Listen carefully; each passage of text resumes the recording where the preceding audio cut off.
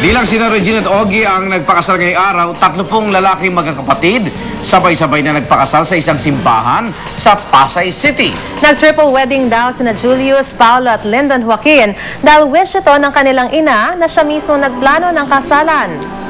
Tapat din kasi ito sa 29th wedding anniversary ng mga magulang ng 3 groom. Ang paring nangasiwa sa triple wedding, siya ring nagkasal sa kanilang mommy at daddy.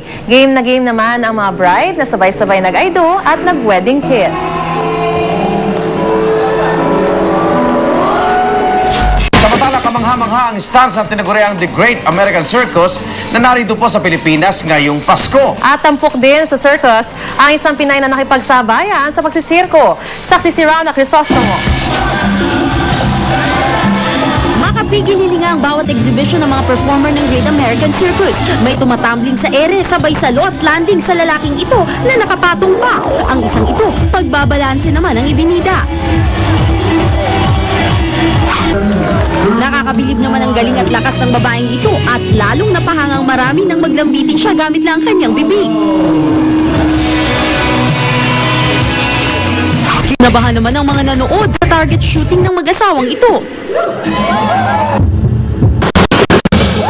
Napawi ang kaba at napalitan lang ng tuwa nang lumabas ang magkaibigang clown na ito.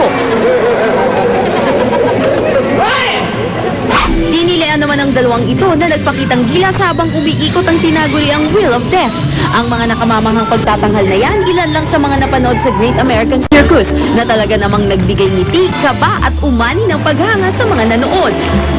Sobrang nag-enjoy yung anak ko eh. So, very entertaining. Nag-enjoy kayo sa show? Opo! Ano favorite mo? Yung umiikot po! Sa ikalawang show ngayong gabi, namataan naming nanonood ang SVP for Corporate Services at Chief Financial Officer ng GMA Network na si Felipe Yalong kasama ang kanyang pamilya. Naroon din ang mga kapuso nating sina PR Canghel at Christine Jacob kasama ang kanilang mga kamag-anak. Tuwang-tuwa naman ang ringmaster ng circus na nataon pang sa Pasko ang kanilang pagbisita sa bansa. It's our first time performing here, yes. I've been here to the Philippines a few times and always had a great time. Nice people. Pero marami ang di nakakaalam, isang Pinay ang kabilang sa grupo ng Great American Circus, si Marina Salonga, apo ni dating Senador Jovito Salonga. I was really excited, yeah, because I've been here a lot of times, but to be able to come and work and see my family is just, it's a real blessing for me.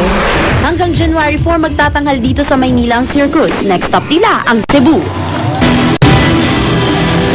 Ako si Rana Crisostomo, ang inyong saksi. Susunod ang Born to be Wild at yan ang mga pangyayaring tinutukan yung nag-iisang liga ng katotohanan. Ako naman, Arnold Glavio. Sa pamamagitan ng Newscoop, Twitter at Facebook, pwede kayong maging bahagi ng paghahatid namin ng mga balitang walang kinikilingan, walang pinoprotektahan, walang kasinungalingan, walang bahid politika, serbisyong totoo po lamang. Sa ngalan ni Vicky Morales, ako po si Mariz Umali. Hanggang bukas, sama-sama tayong magiging saksi!